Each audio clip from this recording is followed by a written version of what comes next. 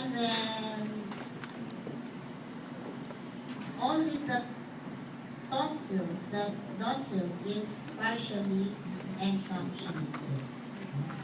So the next slide is number 23. Number 23. Number 23 is the lymph node. Lymph node. Ano Tagalog ng lymph node? Kulani. Okay.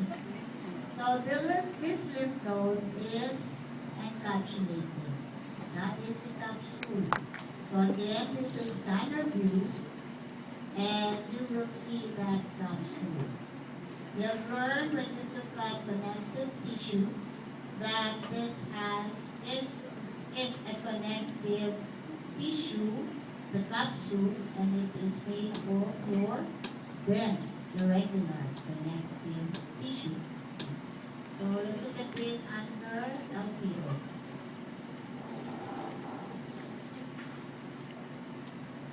There, that is the capsule.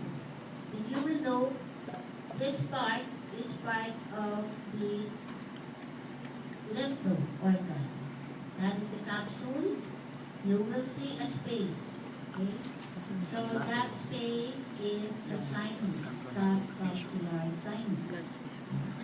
So this one extends going to your cortex. This part is the cortex, now the cortex.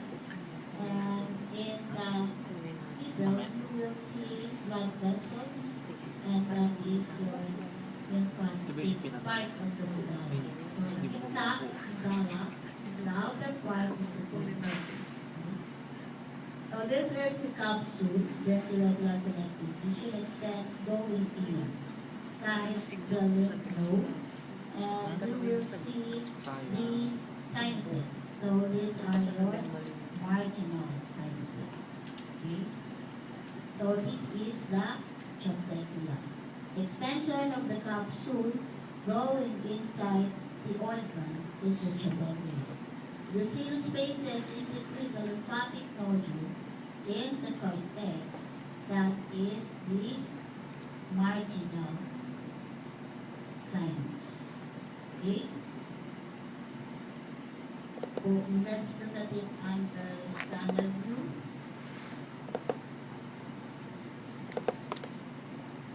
You will see this is a lymphatic nodule.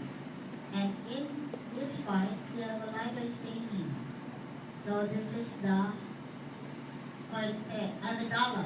Okay? You will see blood vessels, and then you have blood in that area. Siyempre, may blood vessels, blood. So ano po ito?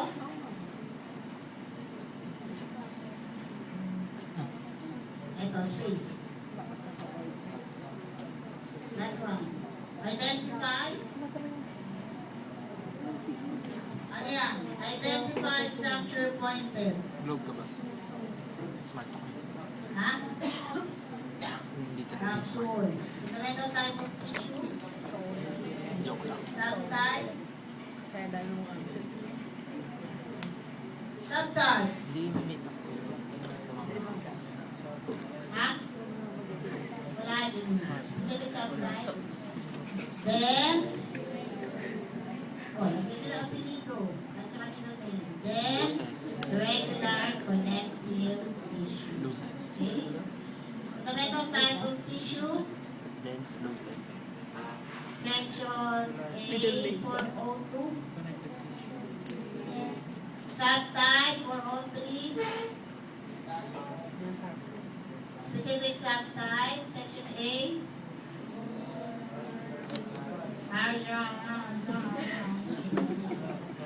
Ano? Ano siya? Nodular organ. Specific part of the organ. Yung nandun ako sa counter ko. Ano akong chats? That is the Parang yung kumaniwala ko. cortex. Nakalagay kasi siya dun sa mga 20 pesos. 20. So Kala ko mas here mura. you will see this part of that area is the Iyan lang yung bibili ko. medulla. You will see Ang the haba ng pinila ko. medullary cords and the Tapos sinuses. dapat ko pa. So the lighter Mas stain, nilaglag mo pa. those light stains are your 44 nga eh. sinuses. So the Magkano? one that 5 pesos. is lining Ano piso lang these sinuses are your medullary cords. Pangit ka dyan. Let's look at it under Jen. LPO and HPO. So nasa medulla na tayo na. Ay, malamig yung pala sa akin. Please pag ang damay, ang damay yung nag-record. Lista ako. Yan po, oh. Ano to? Ano daw? Medullary, nasa medulla. Medullary sinus. Pagkat dito, in between, marginal sinus. If you see it in the cortex, you call it marginal sinus. If you see it in the medulla, you call it medullary sinus. So, yung pong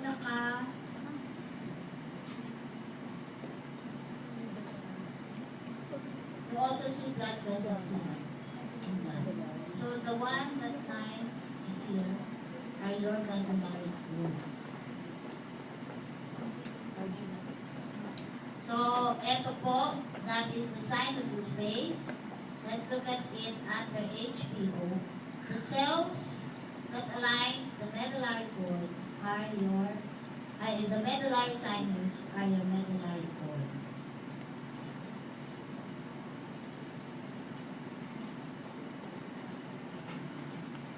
That is the medullary sinus. That is the medullary cord. Okay?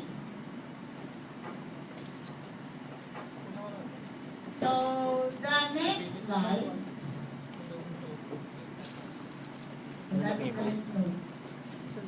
The next slide is number 24. Pa.